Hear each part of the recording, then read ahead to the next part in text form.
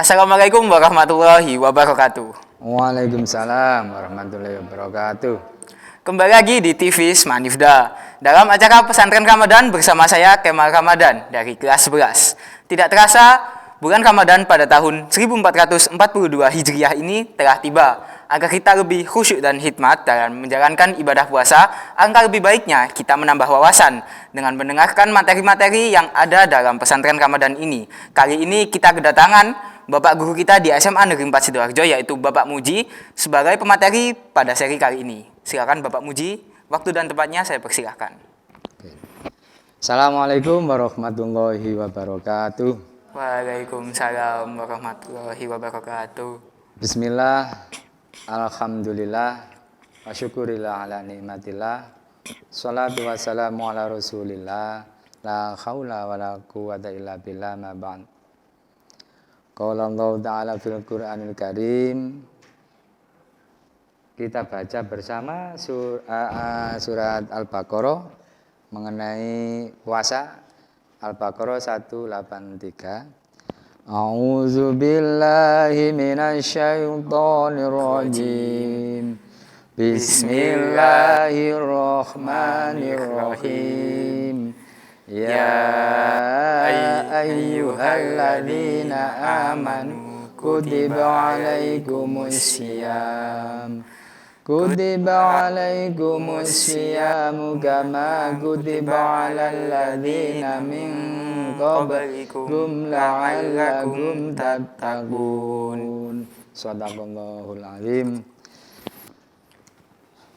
Masih puasa anak? Alhamdulillah masih, Pak. Alhamdulillah. Ya, pertama kali mari kita senantiasa memanjatkan puji syukur kita kehadirat Ilahi Rabbi yang tidak henti-hentinya mencurahkan nikmat dan karunia-Nya kepada kita. Terutama saat ini kita diberikan kenikmatan yang tiada tara, yang tiada ternilai, yakni nikmat sehat, nikmat iman, terutama kita bisa beribadah di Syahrul Ramadan. Ini semua itu anugerah yang tidak ternilai. Oleh karenanya, mari kita syukuri segalanya ini dengan berupaya meningkatkan aktivitas terutama di bulan suci ini dengan nilai ibadah. Kebetulan kali ini kita akan kaji bersama. Pak Muji diserahi untuk membahas tentang akhlak. Sedemikian urgennya, sedemikian pentingnya peran akhlak, sehingga saya juga harus menandaskan untuk menggarisbawahi Anda selaku kaula muda Semanifda, tumpuan harapan masa depan bangsa, terutama nanti untuk mengelola kehidupan bangsa ini. Kami sangat berharap pada Anda semua selaku pelanjut estafeta pembangunan dengan jalan membekali diri berbagai ilmu pengetahuan yang tidak kalah penting dan teramat penting adalah karakter building yang lebih khusus spesifik saat ini kita bahas adalah akhlak. Karena bagaimanapun suatu bangsa atau negara itu maju tanpa didukung, tanpa dilandasi akhlak yang baik, pasti nantinya akan hancur. Sudah banyak kiranya kalian juga cukup memahami dari sejarah bagaimana bangsa-bangsa yang maju peradabannya, tapi akhlaknya hancur, suatu saat juga hancur. Sekedar akhlak dilihat dari pengertian, akhlak itu merupakan sesuatu yang melekat pada jiwa manusia, yang daripadanya lahir perbuatan-perbuatan yang mudah tanpa melalui proses pemikiran, yang tanpa melalui penelitian, sehingga secara refleks. Itu yang dinamakan akhlak. Menghadapi sesuatu hal, terus dia itu bertindak. Misalnya satu contoh, Anda kok berjalan di luar, ada sesuatu yang sekiranya mengenakkan pada mata, tapi kalau itu dilarang oleh syar'i, dilarang oleh agama, Anda langsung tidak mau melihatnya, itu bagian dari akhlak. Lain lagi, misalnya Anda sepasang yang mungkin muda-mudi sudah punya istilahnya teman akrab, bisa dipahami maksudnya kan? Ya, mudah-mudahan kalian juga punya, namun dalam batas-batas yang sesuai dengan syar'i atau ajaran agama. Andai Anda itu berjalan berdua, ada yang lain kok sepertinya ada yang lebih bagus. Anda tidak menatap gara-gara kok ada pasangan. Oh, itu bukan berarti akhlak, karena tidak dilandasi dari hati, karena masih dipandu atau dikamuflase aslinya. Berarti itu ya bukan dinamakan akhlak. Akhlak itu tanpa pertimbangan, jadi secara refleks. Nah, itu sekedar pengertian akhlak. Sebegitu pentingnya akhlak dalam kehidupan manusia, bahkan Kanjeng Nabi, Baginda Rasul itu juga menegaskan beliaunya itu diutus ke dunia ini hanya untuk menyempurnakan akhlak manusia. Sebagaimana di sana disabdakan, innama buistu liutamimma makarimal akhlak. Bahwa sesungguhnya saya Rasulullah itu diutus untuk menyempurnakan akhlak manusia. Hadis Tirmidzi juga menjelaskan bahwa mukmin yang paling sempurna imannya adalah orang yang paling baik akhlaknya. Jadi iman seseorang itu dianggap sempurna kalau memang akhlaknya juga dianggap bagus atau akhlak mulia. Oke Pak, mungkin seperti itu dulu sedikit materi pada sesi kali ini. Nanti kita akan lanjut pada sesi berikutnya. Baik teman-teman, itu dia sedikit materi tentang akhlak pada sesi kali ini. Penasaran kan materi apa saja yang akan diberikan oleh Bapak Muji pada sesi-sesi berikutnya? Jangan kemana-mana, tetap di Semanifda TV pada acara Pesantren Ramadan.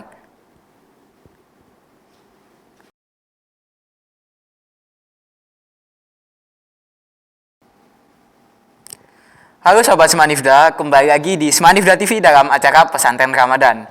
Nah, kali ini kita sudah memasuki sesi kedua. Tadi kita pada sesi pertama sudah menyimak sedikit materi yang sudah diberikan oleh Bapak Muji. Nah, penasaran kan materi apa saja yang akan diberikan pada sesi kedua kali ini? Silakan Bapak Muji, waktu dan tempat saya persilahkan. Oke, terima kasih. Baiklah, masih tetap semangat anak-anak? Masih Pak, Alhamdulillah. Alhamdulillah, ya. Tadi kita sudah membahas tentang akhlak, sedemikian urgennya, pentingnya akhlak dalam kehidupan. Dalam hal ini karena kita kedudukannya sebagai seorang pelajar, maka Pak Muji mungkin lebih khusus akan mari kita kaji bersama akhlak yang bagaimana sih akhlak kita seorang pelajar kepada seorang guru, atau akhlak kita kepada guru kita nanti. Karena tanpa ada akhlak yang baik, dalam artian apabila kita mendapati ilmu dari seorang guru tanpa akhlak yang baik, itu nanti akan membawa malapetaka. Kalau nggak salah dalam satu makalah di sana disebutkan manis dada ilman walam yasdad hudan walam yasdad minallahi ta'ala illa bu'dan. Maksudnya barang siapa yang bertambah ilmunya, namun tanpa bertambah hidayah darinya, maka akan semakin menjauhkan diri kepadanya. Ini yang sangat berbahaya. Jangan sampai Anda nanti semakin tinggi ilmu, namun nggak semakin mendekatkan diri kepadanya, gara-gara nggak mendapatkan hidayah. Ini yang senantiasa mari kita hindari, mari kita jaga, jangan sampai terjadi. Untuk itu kuncinya paling tidak kedudukan seorang guru itu harus kita sadari bisa kita sejajarkan sebagai orang tua kita. Karena orang tua itu kalau nggak salah juga bisa kita golongkan menjadi 3. Yang pertama orang tua yang melahirkan kita, mensponsori kita hadir di dunia ini. Secara jasmani kita ada di dunia ini ya memang karena orang tua kita. Memang ada dari sejarah kan juga kalian juga sudah paham. Ada pengecualian yang menunjukkan itulah ayat-ayatnya, itulah kebesarannya. Tanpa orang tua juga ada yang bisa hadir ke dunia. Ada yang tanpa ayah dan ibu bisa ada di dunia. Ada siapa itu?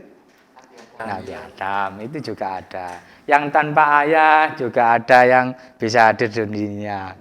Siapa itu? Nabi Nabi Isa. Isa alaihissalam. Ya, itu diantaranya.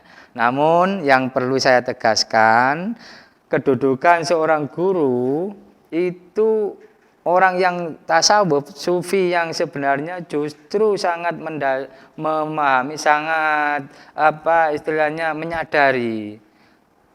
Seorang guru yang benar-benar itu justru kedudukannya bisa dianggap lebih dari orang tuanya. Karena yang menunjukkan dia faham tentang sang kholiknya, yang bisa membawanya takorub, lebih dekat kepada Robnya. Makanya saya berpesan saat ini juga, andai Anda ingin hidup sukses, bahagia, sukses dan bahagia itu sebetulnya bagian dari tujuan setiap manusia hidup di dunia ini. Tidak ada seorang pun mestinya yang tidak ingin hidupnya bahagia. Mungkin tidak banyak juga yang tahu apa kunci hidup sukses. Lah, kunci hidup sukses di dunia, apalagi khatal akhirah, ini dari wasiat guru saya, ada kunci hidup sukses itu hubungannya dengan orang tua adalah lombok. Apa? Lombok. Lombok. Apa, ada yang tahu lombok? Bukan lombok yang sekarang itu pedas dari segi rasa dan harganya yang melambung, bukan itu ya. Itu singkatan dari bahasa Jawa, loman ambek mbok, istilahnya wasiat guru saya itu. Maksudnya seorang anak, seorang murid paling tidak ya loman sama gurunya itu gimana? Yang suka berderma, yang tidak menyakiti, apalagi menyakiti ya kepada gurunya itu. Itu diantaranya. Pasti di sana akan dibukakan rahmatnya, keberkahan hidup akan terwujud apabila kita sama orang tua dan guru kita juga tawadhu. Ini pesan dari saya kaitannya dengan karakter building, biar nanti kehidupan kita bisa sesuai dengan cita-cita harapan, terutama sakinah hidup di dunia juga di akhirat nanti. Adapun golongan atau orang tua yang bisa kita kategorikan orang tua kita yang ketiga adalah ya orang tua yang menikahkan kita kepada anaknya, atau istilahnya mertua. Lah, mertua itu juga kedudukannya sama orang tua. Itu diantaranya biar kita tidak memperlakukan seenaknya sendiri terhadap guru-guru kita. Oleh karena itu, jangan sampai istilah membuat gelo, orang Jawa itu membuat gelo hati guru kita. Nah, caranya bagaimana? Nanti pada sesi selanjutnya mungkin Pak Muji akan juga lebih spesifik akhlak murid terhadap gurunya akan kita bahas lebih lanjut. Untuk sementara kita kembalikan dulu kepada MC. Silakan. Terima kasih, Pak. Nah, itu dia teman-teman. Menarik bukan? Tetap di TV Smanifda, kita bisa menyimak materi-materi yang lebih menarik di sesi selanjutnya. Jangan kemana-mana, tetap di Pesantren Ramadan.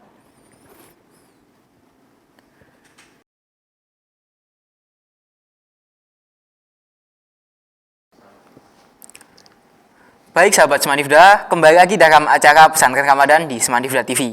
Dalam sesi ketiga kali ini, kita akan mendengarkan materi lanjutan atau materi terakhir dari Bapak Muji selaku pemateri pada kesempatan kali ini. Silakan Bapak Muji, bisa dilanjutkan materinya. Oke, terima kasih. Baiklah anak-anak, tadi kita sudah menjabarkan tentang akhlak seorang murid terhadap guru. Begitu pentingnya kehidupan kita dalam meniti ilmu, karena ilmu itu memang bagian dari mutiara kehidupan yang harus kita rengkuh, yang harus kita raih, biar kehidupan kita bisa mudah. Sebagaimana dalam pepatah atau dalam moto apa kalimat apa itu ya. Dengan ilmu hidup menjadi mudah. Dengan agama hidup menjadi terarah. Dengan seni hidup menjadi indah. Mungkin ada kalimat semacam itu yang masyhur yang mungkin banyak dijumpai. Nah itu monggo Anda juga mencermati, silakan juga diterjemahkan dalam hidup. Andai kata hidup kita ingin hidup mudah, maka harus dengan ilmu. Sebagaimana juga di sana disebutkan, man aradad dunya fa'alaihi bil ilmi. Man aradal akhirata fa'alaihi bil ilmi. Wa man aradahuma fa'alaihi bil ilmi. Maknanya, barang siapa yang menghendaki kehidupan bahagia di dunia, maka wajib syaratnya harus dengan ilmu. Juga demikian, bila menginginkan hidup bahagia di akhirat, juga harus berilmu. Keduanya ingin bahagia hidup dunia dan akhirat, maka syaratnya juga harus berilmu. Ilmu yang bagaimana? Ini yang patut kita tegaskan, yang patut kita garis bawahi. Ilmu yang bermanfaat, yang bagaimana bisa mencari ilmu yang bermanfaat itu, paling tidak ya ini kita harus tahu adab, tahu tata cara, tahu akhlaknya dalam mencari ilmu, terutama terhadap seorang guru. Oleh karena itu, untuk selanjutnya ini paling tidak saya berikan salah bagian dari contoh-contoh cara berakhlak terhadap guru. Akhlak murid terhadap guru yang pertama, paling tidak mendahului beruluk salam. Apabila Anda juga bertemu dengan seorang guru, ya etikanya, akhlak yang baik, ya murid beruluk salam kepada seorang guru. Memang itu juga sebagaimana yang telah ditegaskan dari baginda Rasul, bahwa yang kecil paling tidak memberikan salam kepada yang besar, atau yang muda kepada yang lebih tua, murid juga kepada gurunya. Itu yang pertama. Yang kedua, paling tidak andai nanti di depan guru, Anda itu ya jaga perasaannya, ya jangan banyak bicaralah. Paling tidak itu akhlak murid terhadap guru. Yang kedua itu tidak banyak berbicara di depan guru. Karena banyak bicara bisa berarti merasa lebih tahu, nanti dianggap lebih paham dari gurunya. Nah itu yang biasanya perasaan nggak terjaga nanti gurunya. Jangankan sampai guru kita itu merasa nggak rela, nggak ridho. Jangankan memperoleh ilmu yang manfaat. Ini yang berbahaya. Andai nanti kan Anda itu memperoleh ilmunya tanpa dasari keridhaan dari hati seorang guru, saya pastikan ilmunya nanti mungkin akan mendapat ilmu yang tidak bermanfaat. Apabila tidak bermanfaat, ya tadi bisa jadi pinter malah keblinger, ya kan begitu. Ini yang kita harus jaga. Yang ketiga, paling tidak juga kalau kita berdiri ketika ada guru, kita juga berdiri. Jangan nanti ada ngomong sama guru kita berdiri, kita duduk saja. Ini akhlaknya juga kurang bisa pas, kurang tepat lah begitu. Nah, makanya untuk menjaga akhlak seorang murid terhadap guru, andaikan kalau ada guru kita ngajak ngomong, guru kita itu berdiri, ya kita ada di sebelahnya, ya berdiri, tanda berarti kita juga ngerespon atau respect terhadap guru kita. Itu pentingnya dalam kehidupan, terutama di lingkungan mandala kita, lingkungan sekolah kita ini. Jangan sampai Anda seorang sudah sebentar lagi dianggap dewasa, pasca SMA itu sudah dianggap dewasa. Jangan sampai tidak tahu tata cara berakhlak terhadap guru. Banyak sekali diantaranya yang termasuk akhlak murid terhadap guru, bahwa tidak mengatakan kepada guru bahwa pendapat si A berbeda dengan pendapat bapak ibu guru. Tidak demikian juga. Itu kurang pas. Misalnya kalau Anda punya pendapat, bisa jadi menurut ini bagaimana menurut panjenengan Bapak Ibu? Mungkin itu hanya menjaga perasaan. Guru juga manusia, katanya kan begitu juga. Bisa jadi terjadi kealpaan atau belum diketahuinya. Nah, hal itu juga harus seorang murid bisa menjaga perasaan dengan tidak mengatakan pendapat si A ini kok berbeda dengan panjenengan atau dan lain sebagainya. Mungkin sekilas itu yang kita jabarkan terkait dengan akhlak, terutama berkaitan dengan akhlak murid terhadap guru. Adakah mungkin yang kurang bisa dipahami atau yang perlu ditanyakan? Silakan. Oh iya, silakan. Bagaimana sih Pak cara Mik, kita mik. sebagai Mik. bagaimana sih Pak cara kita sebagai murid itu supaya mendapatkan ilmu yang bermanfaat dari Bapak Ibu? Oke, terima kasih. Tadi sudah kita jabarkan bagaimana sih kuncinya itu di mana? Kunci biar kita itu bisa memperoleh ilmu yang manfaat dari seorang guru. Tadi Pak Muji juga menegaskan kita harus jaga perasaan guru kita.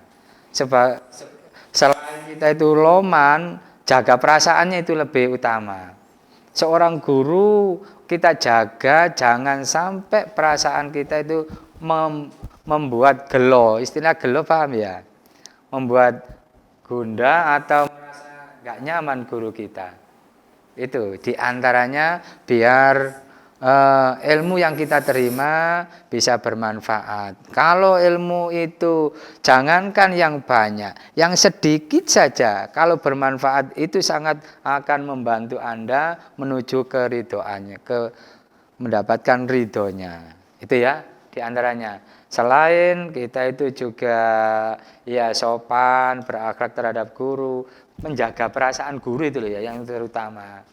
Ya mohon maaf, mungkin contoh real anak-anak mungkin juga waktu daring, KBM melalui laptop hanya setor absen sementara ditinggal nggak memperhatikan, itu tidak punya adab, itu juga tidak punya akhlak dalam mencari ilmu.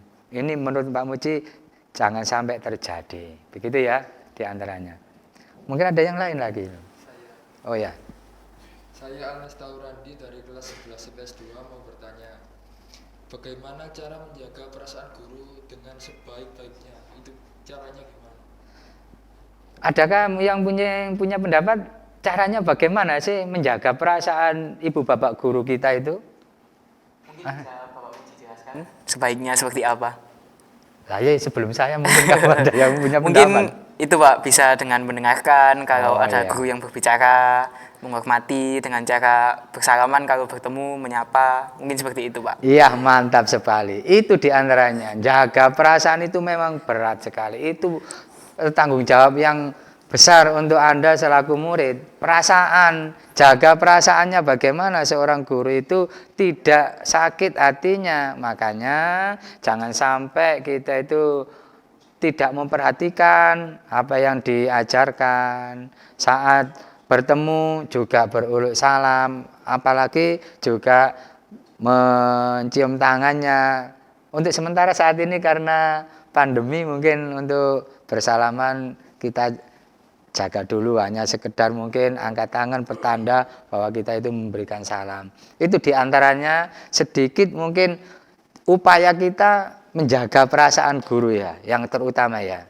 Tuh, jangan sampai guru kita itu merasa kecewa, sakit hatinya gara-gara perilaku kita. Di lapangan nanti kalian sendiri yang praktek, yang tahu persis bagaimana kehidupan real menghadapi seorang guru, ya bagaimana lah. Kalau misalnya satu guru yang mungkin agak berbeda dengan guru yang lain, Anda juga harus menyadari. Bisa guru satunya memberikan keleluasaan misalnya dalam bertanya, Namun sebelum bertanya juga angkat tangan, jangan sekali-sekali memotong pembicaraan seorang guru. Mungkin itu juga tidak, etikanya kurang pas. Lah berbeda lagi, kalau saya Pak Muji mungkin kalau ketemu di kelas memang bebas. Ada yang kurang pas, silakan di kantor. Saya juga lebih suka semacam itu. Mungkin yang semacam Pak Muji juga berbeda dengan Bapak Ibu guru yang lain. Pandai-pandailah menjaga perasaan dari guru. Andai guru itu sudah ikhlas, sudah ridho terhadap ilmu yang diberikan, jangankan yang banyak, yang sedikit saja, insya Allah bisa mengantarkan Anda hidup bahagia. Mungkin itu. Ya. Saya kembalikan lagi ke MC, silakan mungkin. Nah, itu dia teman-teman, menarik bukan pembahasan kita pada kesempatan kali ini. Nah, itu dia akhir dari episode kita kali ini. Terima kasih kepada Bapak Muji, sekali lagi saya ucapkan berkenan untuk memberikan ilmunya pada kesempatan kali ini. Semoga ilmu yang kita dapatkan pada kesempatan kali ini bermanfaat. Saya selaku pembawa acara beserta seluruh pihak yang terlibat mengucapkan mohon maaf yang sebesar-besarnya apabila terdapat kesalahan. Wassalamualaikum warahmatullahi wabarakatuh. Sampai jumpa di acara Pesantren Ramadan berikutnya.